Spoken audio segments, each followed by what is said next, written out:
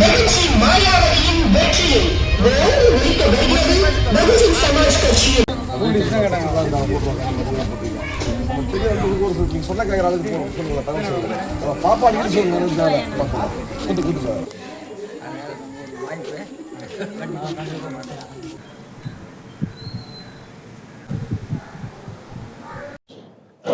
ஜெய்பீம். பகுஜன் சமாஜ் கட்சியில இருந்து 2026 சட்டமன்ற தேர்தலை சந்திக்க வந்திருக்கேன். என் பேர் பாரதி நீலகண்டன். பிகாம் MSW முடிச்சுட்டு LLB படிச்சுட்டு இருக்கேன். இப்போ ஒரு வழக்கறிஞரா ப்ராக்டிஸும் பண்ணிட்டு இருக்கேன். அதே மாதிரி உங்களை சந்திக்கணும் அப்படின்னு சொல்லிட்டு வந்திருந்தேன். கிட்டத்தட்ட குறிப்பிட்ட பேரை மட்டும் தான் சந்திக்க முடிஞ்சது இந்த குறுகிய காலத்துல. ஸோ அதுக்கு முதல்ல நான் எல்லார்ட்ட மன்னிப்பு கேட்டுக்கிறேன். ஒரு சின்ன சின்ன விஷயங்களை மக்களை சந்திக்கும் போது எனக்கு நேரம் கிடைக்க மாட்டேங்குது. ஸோ அதை கொஞ்சம் மாற்றி கொஞ்சம் சேஞ்ச் பண்ணிக்கிறோம். இதுக்கப்புறமா உங்களை அதிகமாக நேரத்தை சந்திக்கிற மாதிரி நாங்கள் பார்க்குறோம். அப்புறமா எங்க அம்மா பெஹன்ஜி அம்மாவுக்கு ரொம்ப நன்றி. இந்த வாய்ப்பு எனக்கு கொடுத்ததுக்கு, ஒரு இளம் தலைமுறைக்கு முதல் முறையா ஒரு 25 வயசுல முடிச்சதுக்கு அப்புறமா ஒரு தேர்தலை சந்திக்கிறதுக்கு ஒரு வாய்ப்பு கொடுத்துருக்காங்க. அதுக்கு எங்க அம்மாவுக்கு ரொம்ப நன்றி, பெஹன்ஜி மாயாவதி அம்மாவுக்கு. அதே மாதிரி எங்க தன்மான தலைவர் ஆனந்த் அவர்களுக்கும் ரொம்ப நன்றி. வடக்கு மாவட்ட தலைவர் நீலகண்டன் அவர்களுக்கும் ரொம்ப நன்றி. இந்த வாய்ப்பை ஏற்படுத்தி கொடுத்தவங்க இந்த தலைமுறையை தான் கொண்டு வரணும், இந்த சமுதாயத்தை மாற்றணும், அப்கமிங் ஜெனரேஷனை சேஞ்ச் பண்ணணும் அப்படின்னு சொன்னவங்க எல்லாருக்குமே ஒரு வாய்ப்பு கொடுத்திருக்காங்க. அவங்களுக்காகவாவது கண்டிப்பா இந்த சமுதாயத்துல இறங்கி நான் வேலை பார்ப்பேன் அப்படின்றத இப்போ ரொம்ப ஆணித்தரமா நான் சொல்றேன். உங்ககிட்ட சில விஷயத்த இன்னைக்கு பகிர்ந்துக்க வந்திருக்கேன். பகுஜன் சமாஜ் கட்சியில இருந்து நான் இதை செஞ்சிருவேன் அதை செஞ்சிருவேன் அப்படின்ற மாதிரி நான் எதுவுமே தப்பான ஒரு விஷயத்த நான் சொல்லவே விரும்பல. நாங்க எங்களோட கொள்கை என்னன்னா, ஒரு அடிப்படை சட்டம் அதை உங்களுக்கு மாத்தி கொடுக்கணும், அதை நடைமுறைப்படுத்தணும் அப்படின்றதுதான் எங்க டாக்டர் அம்பேத்கர் ஐயா சொல்லி கொடுத்தது எங்களுக்கு. அதுதான் நாங்க எங்களோட பகுஜன் சமாஜ் கட்சியோட வழக்கமா நாங்க பார்த்துட்டு வந்துட்டு இருக்கோம். ஸோ இப்ப அந்த ஒரு பகுஜன் சமாஜ் கட்சியோட அந்த பாரம்பரியமான ஒரு விஷயத்த நாங்களும் அடுத்த தலைமுறைக்கு கொண்டு போய் சேர்க்கணும்னு ஆசைப்படுறோம். அதை தான் உங்ககிட்ட ஷேர் பண்ண வந்திருக்கேன். ஒரு அடிப்படையான தேவை ஒரு மக்களுக்கு எதுனா, ட்ரெஸ், சாப்பாடு, ஒரு குடிக்க தண்ணி, ஒரு கேஸ், இதெல்லாம் தான் ஒரு அடிப்படையான தேவை. நான் போய் மக்களை சந்திக்கும் போது என்னன்னா, ஒரு காவா சாக்கடையில இருந்தாங்க.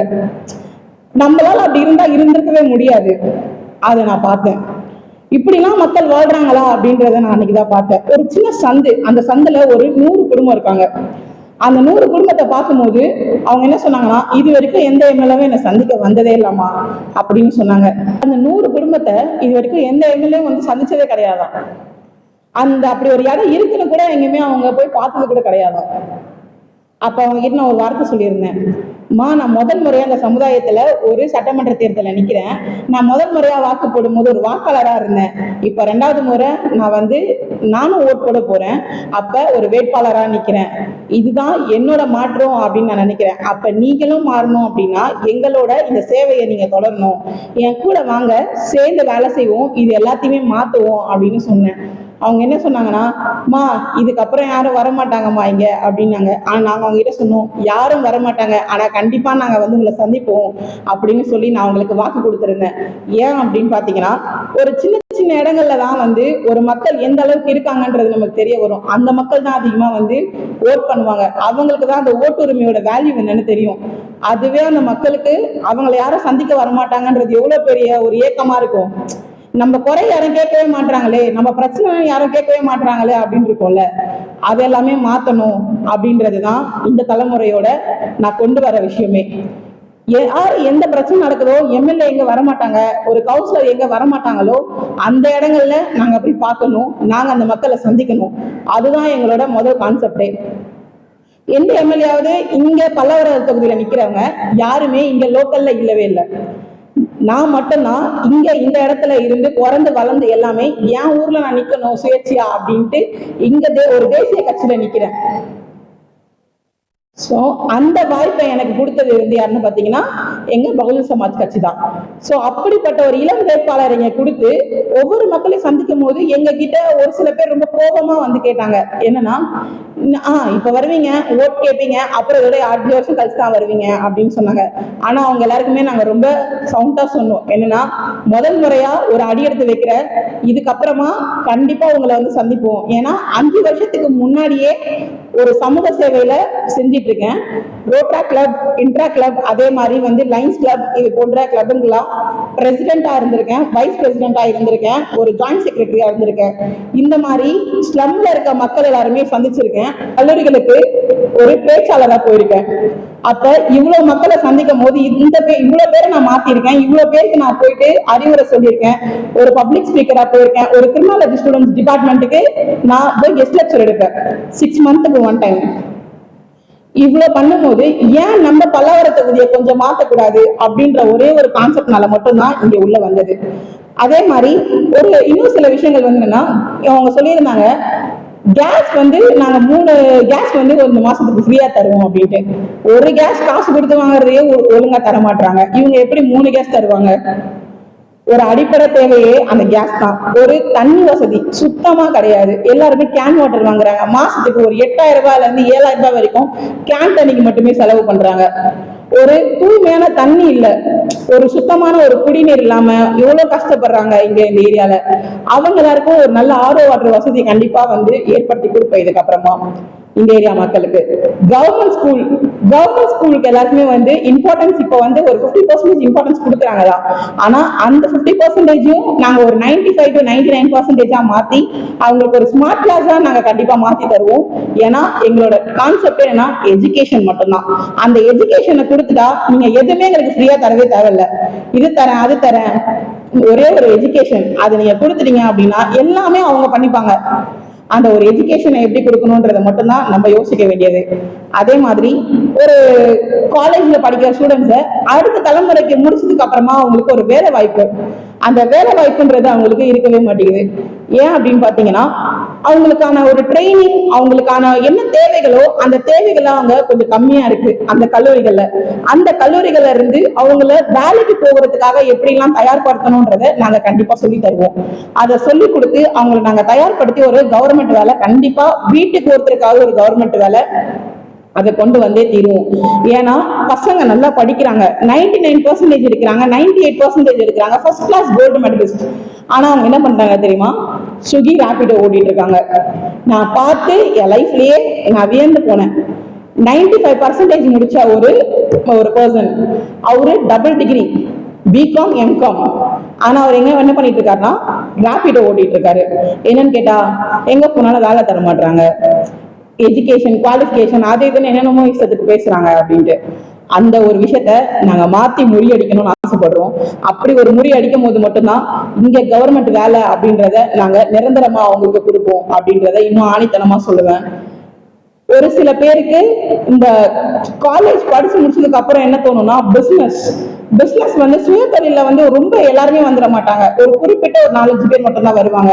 அந்த குறிப்பிட்ட ஒரு 4-5 பேருக்கு மட்டும் நான் சொல்றது என்னன்னா, உங்களோட சுய தொழில் வேலை வாய்ப்பு நீங்க பண்றது கவர்மெண்டோட சேர்ந்து நீங்க டைப் பண்ணி பண்ணீங்க, எம்எஸ்எம்இல நீங்க வந்து டைப் பண்ணி பண்ணீங்க அப்படின்னா உங்களுக்கான ஸ்கீமும் உங்களுக்கான ஒரு ஃபண்டிங்கும் அங்க கிடைக்கும். அதுக்கு உங்களுக்கு நாங்க அடிப்படையான வசதிகளோ தேவைகளோ என்னன்றத அது நாங்க கண்டிப்பா பண்ணி தருவோம் பகுஜன் சமாஜ் கட்சியில அப்படின்றத நான் உங்களுக்கு உத்தரவு கொடுக்குறேன். அதே மாதிரி இந்த பல்லாவர தொகுதியில பட்டாவே கிடையாது. போன ஆட்சியில 2 ஆட்சியை சொல்லிட்டு இருக்காங்க பட்டா வாங்கி தரேன், பட்டா வாங்கி தரேன், பட்டா வாங்கி தரேன்னு. டாக்குமெண்ட்ஸ் எல்லாமே கலெக்ட் பண்ணாங்க, எல்லா டாக்குமெண்ட்ஸுமே கலெக்ட் பண்ணாங்க. கிட்டத்தட்ட இது 3 தலைமுறையா நடந்துட்டு இருக்கு, பார்த்துட்டு தான் இருக்கேன். ஆனா இது வரைக்கும் ஒரு வீட்டுக்குள்ள பட்டா வரல. அப்படி என்ன அந்த கவர்மெண்ட் பண்ணுதுன்னு எங்களுக்கு தெரியல. ஆனா இந்த கவர்மெண்டோட கண்டிப்பா இந்த வழக்கறிஞர் சண்டை போட்டு உங்களுக்கு எல்லாருக்கும் பட்டா வாங்கி தருவேன்றத நான் உங்களுக்கு சொல்றேன். அதே மாதிரி கரண்ட் ஒரு யூஸ் பண்ணிருக்கவே மாட்டாங்க. ஆனா பாத்தீங்கன்னு வச்சுக்கோங்களேன், 100 ரூபாய் வர இடத்துல ஒரு யூனிட்டோட கரண்ட் பாத்தீங்கன்னா 7000 ரூபாய் 6000 ரூபாய். யூஸ் பண்ணாத கரண்ட்டுக்கு எதுக்கு அவ்வளவு கரண்ட் பில்லு? 100 ரூபாய் கட்ட வேண்டிய இடத்துல ஃப்ரீ கரண்ட் வர வேண்டிய இடத்துல பில் எவ்வளவு வரும்னு பாத்தீங்கன்னா 3000 ரூபாய் 4000 ரூபாய் வருது. நல்லா யூஸ் பண்றவங்களோட வீட்லயும் பாத்தீங்கன்னா 21000 ரூபாய் 25000 ரூபாய் வருது. இந்த கரண்ட் பில்ல என்ன நடக்குது, அந்த கரண்ட் பில்லு மேல ப்ராப்ளமா, இல்ல கவர்மெண்ட் மேல ப்ராப்ளமா, இல்ல அந்த என்ன அந்த சுத்தி இருக்க மொத்தமாவே லெட்டர் போட்டு கொடுத்தோம், செக் பண்ணி கொடுத்தோம், யாருமே ஒருத்தவங்க கூட வெரிஃபை பண்ணவே மாட்டாங்க. இன்ன வரைக்குமே எங்களுக்கான தீர்வு அங்க கிடைக்கவே இல்லை. ஒவ்வொரு நாளும் மாசம் அந்த கரண்ட் பில்லுக்கு கட்டுறதுக்கு எவ்வளவு பேர் கியூல நிக்கிறாங்க. இப்ப பாதி பேர் அப்டேட் ஆயிட்டாங்க, ஜிபே பண்றாங்க, ஸ்கேன் பண்றாங்க, எல்லாமே பண்றாங்க. ஆனா அவங்களோட அடிப்படையான தேவை அந்த கரண்ட் பில்லுன்றது சம்பாதிக்கிறதே ஒரு 500 ரூபாய் அப்படின்னா கரண்ட் பில் ஒரு 100 ரூபாய் தான் கட்டுவாங்க. ஆனா அவங்க கிட்ட போயிட்டு 500 ரூபாய் சம்பாரிச்சுன்னா 5000 ரூபாய் கரண்ட் பில்லு கட்டணும்னா கட்டுவாங்களா? அதை நீங்க மாத்தணும். நீங்களாம் ஒரு முறை எனக்கு ஒத்துழைச்சிங்கன்னா மட்டும்தான் அந்த மாற்றத்தை நான் கொண்டு வர முடியும். அந்த மாற்றத்துக்கு எனக்கு யாரு தேவைன்னா நீங்க எல்லாரும் தேவை. நீங்க ஒரு முறை எனக்கு ஒரு கை கொடுத்து உதவுனீங்க அப்படின்னா கண்டிப்பா அந்த மாற்றத்தை உங்க எல்லாருக்கும் நான் ஏற்படுத்தி தருவேன். அதே மாதிரி இந்த இலவச பட்டா இதெல்லாமே முடிஞ்சு ஒரு டிஎன்பிசி குரூப், நிறைய பேர் லட்சக்கணக்கான மக்கள் டிஎன்பிசி குரூப்புக்கு படிக்கிறாங்க. ஆனா அவங்களுக்கு என்ன படிக்கணும்னு தெரியல, எப்படி படிக்கணும்னு ஒரு வழிமுறை இல்ல, அவங்களை கரெக்டா கைட் பண்றதுக்கு ஒரு ஆள் இல்ல. அவங்களுக்கு நாங்க ஃப்ரீயா டிஎன்பிசி கிளாஸ் வச்சு நடத்துவோம். அவங்களுக்கான புக்லெட்ஸ் ப்ரிப்பேர் பண்ணி கொடுத்து அவங்கள ஒரு கவர்மெண்ட் எக்ஸாமா ஒரு குவாலிஃபைடான பர்சனா எப்படி மாத்தணும் அப்படின்ற ஒரு சேஞ்சஸ் கண்டிப்பா நாங்க கொண்டு வருவோம். அந்த சேஞ்சஸ் பண்ணும்போது மட்டும்தான் நாங்க அப்கமிங்ல ஒரு கவர்மெண்ட் எம்ப்ளாயியா இந்த சொசைட்டியை நாங்க மாத்துறதுக்கான ஒரு முயற்சி. அந்த முயற்சி கூட நான் கொண்டு வரணும் அப்படின்னா நீங்க எல்லாரும் எனக்கு கண்டிப்பா யானை சின்னத்துல ஓட் பண்ணி நம்பர் 2ல நீங்க எனக்கு சப்போர்ட் பண்ணா மட்டும்தான் அடுத்த தலைமுறையை நான் மாத்த முடியும். அதையும் நான் உங்ககிட்ட சொல்லிக்கிறேன், சரிங்களா? அதே மாதிரி நிறைய பிரச்சனை இருக்கும். காவல்துறையில பொய் கேஸ் போடுவாங்க. யாரும் ஆள் கிடைக்கல அப்படின்னா இவங்க மேல அவங்க மேலன்ற ஒரு பொய் கேஸ போட்டு யாரையாவது கணக்கு காட்டி என்ன பண்ணுவாங்க, FIR CSR க்ளோஸ் பண்ணிடுவாங்க. அப்படி யார் மேலையாவது பொய் கணக்கு இல்ல பொய் புகாரோ ஏதாவது இருந்தது அப்படின்னா அவங்களுக்கு நாங்க சட்டப்பூர்வமா என்ன பண்ணணுமோ அதை நாங்க கண்டிப்பா க்ளோஸ் பண்ணி கொடுப்பேன், அந்த கேசஸ் எல்லாமே. அதே மாதிரி உங்களுக்கு ஏதாவது ஒரு பிரச்சனையா வாரத்துக்கு ஒரு முறை இங்க பகுஜன் சமாஜ் கட்சியில ஹெட் குவார்டர்ஸ் பல்லாவரத்துல இருக்கு, அங்க நீங்க வந்தீங்கன்னா இலவச சட்ட ஆலோசனை மையம். உங்களுக்கு என்ன பிரச்சனையோ அந்த பிரச்சனையை நீங்க இங்க சொன்னீங்க அப்படின்னா ஒரே ஒரு வாரத்துல அந்த பிரச்சனை என்னன்றதை நாங்க பார்த்து கண்டிப்பா நாங்க அதை முடிச்சு கொடுப்போம். மத்தவங்க என்ன சொல்றாங்க அப்படின்றது எங்களுக்கு தேவை கிடையாது. ஆனா இந்த ஒரே ஒரு முறை ஒரு வாய்ப்பு நீங்க கொடுத்தீங்கன்னா மட்டும்தான் இந்த யானை சின்னத்துல நான் அந்த மாற்றத்தை கொண்டு வர முடியும். ஏன்னா நிறைய புகாரை பார்த்தாச்சு. இலவச சட்ட ஆலோசனை மையம் 1000 பேர் வச்சிருப்பாங்க, 1000 பேர் என்ன வேணா பண்ணிருக்கலாம். ஆனா உங்களுக்கான நீதி எங்க கிடைக்கும், உங்களுக்கான நியாயம் எங்க கிடைக்கும்ன்றத நீங்க தேர்ந்தெடுத்து வந்தா மட்டும்தான் அதுக்கான ஒரு முயற்சியை நான் உங்களுக்கு பண்ண முடியும், சரிங்களா? மாசத்துக்கு ஒரு முறை இல்ல வாரத்துக்கு ஒரு முறை உங்களுக்கு என்ன டைம்ல நீங்க ஃப்ரீயா இருக்கீங்களோ அந்த டைம்ல கண்டிப்பா சட்ட இலவச ஆலோசனை மையம் நடக்கும். அப்ப அந்த சட்ட ஆலோசனை மையத்துல உங்களுக்கு என்ன பிரச்சனையோ உங்களுக்கு என்ன ப்ராப்ளமோ அந்த எல்லா கோரிக்கையும் நீங்க சொன்னீங்கன்னா கண்டிப்பா நாங்க மாத்தி கொடுப்போம். அதே மாதிரி ஒரு சின்ன சின்ன விஷயங்களையும் இங்க நம்ம மாத்தணும், நம்ம சரி செய்யணும் அப்படின்னு பாத்தீங்கன்னா இதெல்லாம் தான் நான் உங்ககிட்ட சொல்றேன். அதே மாதிரி உங்ககிட்ட கடைசியா ஒரே ஒரு முறை ஒரு விஷயத்த சொல்லிக்கிறேன், கேட்டுக்கோங்க. விலை போகாத தலைவர்களும் விலை போகாத வாக்காளர்களையும் உருவாக்க வேண்டியது நீங்க தான். ஒரு முறை பகுஜன் சமாஜ் கட்சி யானை சின்னத்துக்கு வாக்களிங்க. பாரதி நீலகண்டன் நம்பர் 2 யானை சின்னம் மறந்துடாதீங்க. ஒரே ஒரு முறை ஒரு வாய்ப்பு தான், மாற்றம் உங்ககிட்ட இருந்து வரும். நன்றி.